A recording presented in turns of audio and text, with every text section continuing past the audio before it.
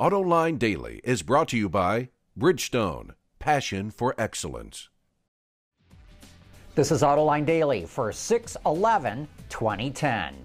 When Victor Mueller, the CEO of Saab, was on Autoline Detroit recently, he announced he wants to bring back a modern version of the original Saab 92.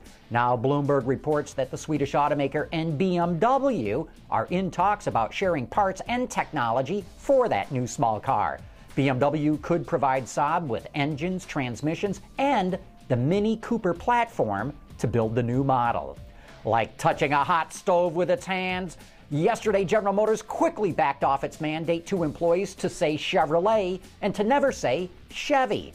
In a memo that was leaked to the outside world, the mandate exploded across the national media in the United States, subjecting GM once again to criticism that management had no clue what it was doing. But here's why they did it.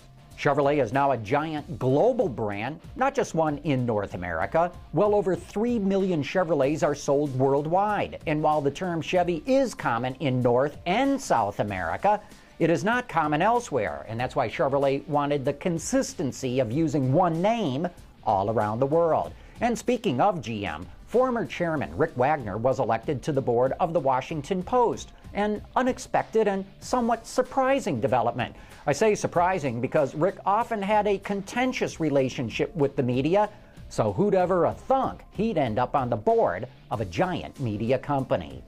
European automakers are vociferously opposed to a free trade agreement with South Korea. According to the AP, the European Union has an agreement with South Korea and would like to approve it by the end of the year, but it hasn't been ratified yet. In the meantime, automakers are doing their best to make sure the deal does not go through because last year, over 300,000 vehicles from South Korea were exported to the European Union, while only 40,000 European cars were let in to South Korea. Reuters reports that Nissan Chairman and CEO Ghosn says China is now the most profitable market for the company. Last year, the company sold 750,000 vehicles in China. He says growth in the auto industry will mainly come from emerging markets like China and India and Latin America. In other China news, GM and its joint venture partners SAIC and WULING are set to expand capacity at 2 plants. According to Ghosn, they expect to sell a new car every 5 seconds. Capacity at the 2 sites will jump from 890,000 units to over 1.3 million by 2012. According to the Wall Street Journal, Mercedes-Benz is launching a new global marketing campaign today, complete with a new tagline, "The best or nothing." The Journal also reports that the German automaker is redesigning its iconic 3-pointed star logo, but no photos of the updated emblem were shown. We contacted public relations at Mercedes, but they didn't get back to us in time for today's show. In related news, Cadillac has subtly redesigned its wreath and crest logo again. The new emblem debuted on the 2010 SRX crossover, but frankly, the changes are so subtle, they're hard to spot. Basically, all that's changed are the areas between the various colored sections of the crest. They're raised up a little bit instead of being completely flat. This is meant to give the emblem a more shimmering, jewel-like appearance. And in other Cadillac news, Edmunds.com Inside Line reports that the brand's long-running NORTHSTAR V8 engine is set to go out of production. The last one scheduled to be built sometime at the end of July. The all-aluminum dual overhead cam engine was a technological masterpiece when it launched back in 1992. Dropping the NORTHSTAR leaves Cadillac with a huge hole in its powertrain lineup.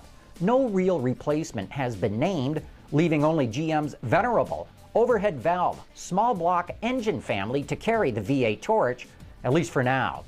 Coming up next, we'll take a look at one of the coolest car collections and car collectors in California. Back right after this. Introducing Bridgestone's 3rd generation of run-flat tires with groundbreaking new Bridgestone technologies. Bridgestone run-flat tires offer improved ride comfort, lower rolling resistance, and improved wear while giving you the peace of mind and comfort you need.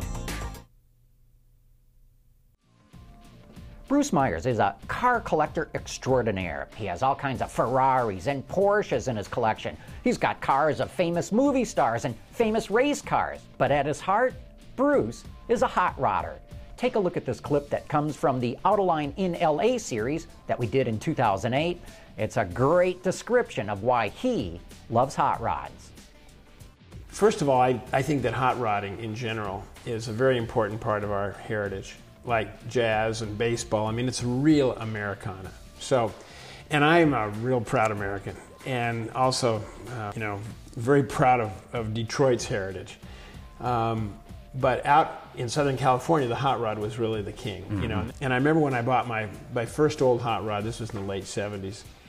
Frankly, I was more into the classics, the Packards and the Duesenberg and that type of thing. I thought, I hope my friends understand this car. When I drive up, and it was a little red highboy, and everywhere I drove it, people gave me the biggest smile and thumbs up, and it's such a friendly part of the hobby. The people are so friendly.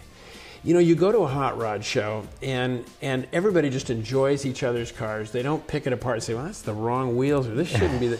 if you bring something like this Testarossa up to a show, they're going to look and they say, I don't think that wheel should be polished on the outside rim, and I think that red's a little bright. I mean, they'll just sit and pick it apart. With a hot rod, everybody comes together. They love the rock and roll music. Bring the family, have a good time. The whole hot rod end of the hobby is just maybe the most friendly, happy group you could ever imagine.